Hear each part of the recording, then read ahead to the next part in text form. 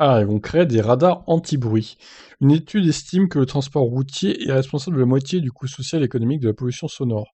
Le bruit, un enfer pour de nombreux Français, selon une étude publiée ce jour menée par le Conseil national du bruit, le CNB, et l'Agence de la transition écologique. La pollution sonore empoisonne la vie de 25 millions d'entre eux.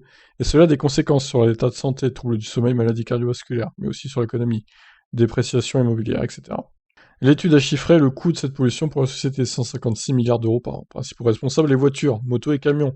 Selon le rapport, les bruits routiers représentent à eux seuls 51,8% du coût total. Auprès du Figaro, Lauriane Rossi, présidente du CNB, souligne que le bruit n'est pas qu'une gêne, mais bien un enjeu de santé publique. Elle souligne que des mesures sont prises pour la pollution de l'air, car on l'associe clairement aux maladies respiratoires et on dispose d'études qui permettent de dire qu'elle tue 48 000 personnes par an. Mais pour elle, on n'en fait pas autant contre le bruit. Ce qui va bientôt changer, c'est une nouvelle arme anti-bruit qui est sur les rails, un radar. Voilà quelques années qu'on en parle, avec des tests en ordre dispersé.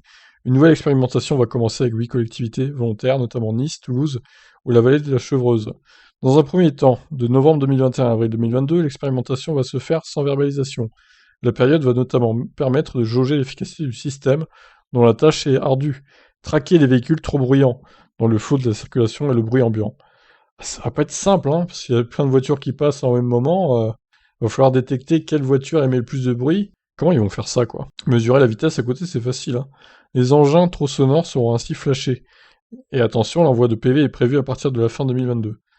Les premiers visés sont évidemment les deux roues. Ouais, genre les scooters 50 cm3 qui font un bruit de l'enfer, là.